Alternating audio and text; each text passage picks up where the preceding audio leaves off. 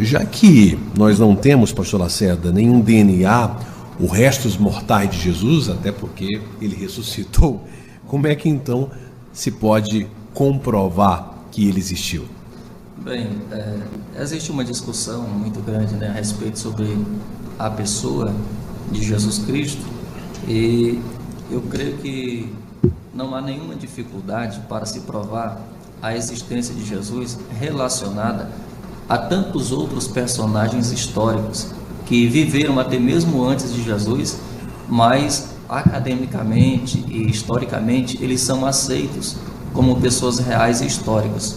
Podemos dar um exemplo aqui de Platão, Aristóteles e tantos outros que não possuem a mesma quantidade de documentos registrados acerca de sua pessoa, os números são mínimos, mas mesmo assim às vezes Jesus é descartado historicamente. E nós encontramos aí, não cerca de 100 ou 200, mas encontramos inúmeros documentos relacionados à pessoa de Cristo, comprovando a sua historicidade. Mas aí fica a pergunta, mas nós não temos um sepulcro com restos mortais, nós não temos um DNA, algo que prove, que materialize a sua existência. Para nós provarmos historicamente a existência de Cristo, é necessário usarmos alguns recursos, né? Alguns outros recursos, como por exemplo, podemos fazer uma análise forense de declaração a respeito das testemunhas que se envolveram e foram testemunhas oculares da existência de Jesus. E nós teremos aí uma gama de argumentos que comprovam a veracidade da sua existência. E o primeiro argumento é: durante o primeiro século, né, muitas pessoas, não apenas os apóstolos, os discípulos, aqueles que acompanharam Jesus na sua vida cotidiana, mas centenas e milhares de outras pessoas, elas davam testemunho de Jesus. E um fato interessante é que esse testemunho, ele coincidia. Era um testemunho falado por uma boca só, como a gente diz. Não era um testemunho que variava.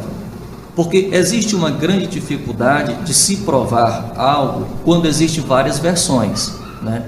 E principalmente quando existem muitas pessoas. Quando tem muitas pessoas envolvidas em um caso, maior é a probabilidade de existir várias versões. Um fala uma coisa, outro fala outra, que discorda desse, que não bate com o argumento daquele. Todavia, as múltiplas pessoas que acompanharam Jesus durante seu ministério, as várias testemunhas oculares, não havia choque de informação. Pelo contrário, um somava o argumento do outro. Sincronizava. Né? Sincronizava. É como os evangelhos sinóticos.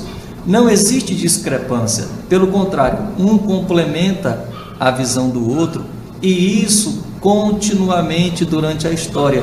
Nunca existiu alguém assim para questionar: mas fulano errou, a versão não é essa, é essa. Pelo contrário, as versões, elas são plausíveis, são sincronizadas e elas acabam acontecendo. Outro fato interessante é que os livros ou os registros históricos a respeito de Cristo foram depois da sua ressurreição e depois da sua assunção aos céus. Jesus não tinha um escriba que passava o dia todo com ele escrevendo o que ele fazia, o que ele falava, né? Os registros históricos, os documentos, os evangelhos foram escritos 20, 30, 40 anos, 50 anos depois que ele foi assunto aos céus.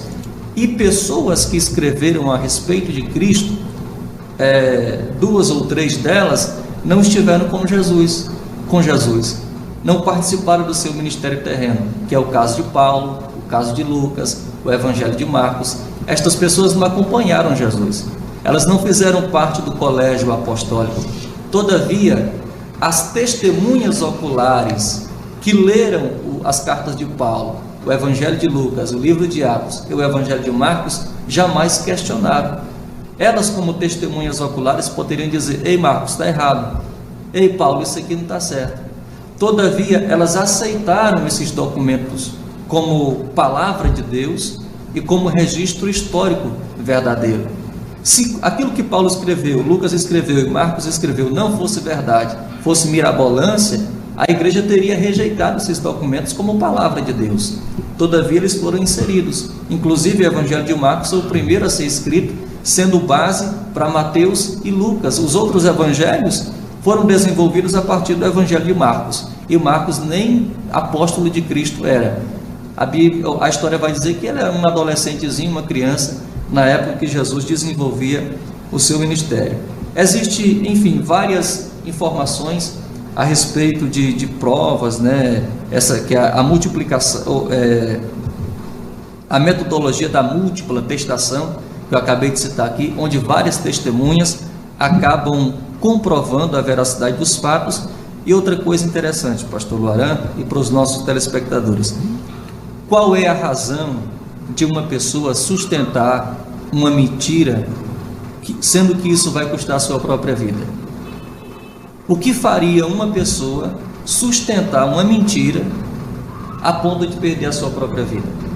Se Jesus fosse uma farsa, se Jesus de fato não existisse, se a ressurreição de Cristo fosse produto da imaginação de alguém, o que levaria várias pessoas morrerem por conta disso? Foi o que aconteceu. Durante centenas e centenas de anos, pessoas perderam a sua própria vida e foram mártires para defender essa verdade. Quem é que sacrificaria a própria vida para defender uma mentira? Na primeira tortura, ela já negaria. Isso prova que essas milhares e milhares de pessoas, centenas de milhares de pessoas que foram martirizadas por causa desta verdade, né, elas tinham certeza que Jesus não era um mito, criação, mirabolância de alguém, mas um fato de fato histórico e verdadeiro. A Bíblia, os evangelhos, muito especialmente Lucas, né, por ser um excelente historiador, ele correlaciona os fatos da vida de Jesus com fatos históricos conhecidos. Perfeitamente, de pessoas que ele... Lucas e também os outros evangelistas não narram a história de Cristo como um fato isolado da história geral. Pelo contrário, nós encontramos informação de quem eram os imperadores, quem governava a região, o nome das moedas, o nome das cidades. Então, a história de Cristo não é um fato isolado da história em geral, mas a narrativa bíblica, tanto do Antigo quanto do Novo Testamento, e muito especialmente a história de Jesus, é correlacionada com a história geral da humanidade. E muitas vezes a Bíblia é recorrida, né, para se comprovar um achado arqueológico. Muitas vezes se utiliza a história da Bíblia para provar que de fato aquela cidade existiu naquele lugar, se aquele fato arqueológico era daquela cidade, se o nome daquela cidade de fato era aquele. Então, a Bíblia muitas vezes é a bússola para muitos historiadores e arqueólogos. Uma fonte de pesquisa. Uma fonte de pesquisa. Isso, né? E o outro argumento interessante: Jesus é um personagem fantástico, né? Ninguém como ele, para ter tanta sabedoria, para ter tanta graça, para ter uma doutrina como a doutrina e a mensagem que ele pregava, dentro de um sistema religiosamente onde ele vivia completamente diferente, a mensagem dele era diferente, o sistema político opressor, porque o Império Romano foi um dos impérios mais sangrentos da história da humanidade. E como é que esse alguém, né, tão sábio, tão poderoso, tão convincente, né, tão extraordinário, com uma mensagem profunda, capaz de formar, né, uma cultura de um hemisfério ou do mundo inteiro, né, poderia ser gerado por pequenos ou simples pescadores de uma cultura tão fraca? Se Jesus fosse um personagem mitológico, ele deveria ter se originado na mente de algum filósofo grego, para ter tanta profundidade. Como é que homens tão simples como pescadores e letrados teriam a capacidade intelectual de produzir alguém, né, e de morrer sem ganhar nada, né? E morrer em troca de nada, de dinheiro. Como é que essas simples pessoas teriam a capacidade de produzir esse personagem extraordinário que é Jesus, cuja mensagem e filosofia influenciou o mundo inteiro, e a sua vida, né, é um divisor de águas e até da história como uma história dividida em antes e depois da sua existência. Jamais pessoas tão simples e rudes poderiam produzir um personagem tão poderoso como foi a pessoa de Jesus.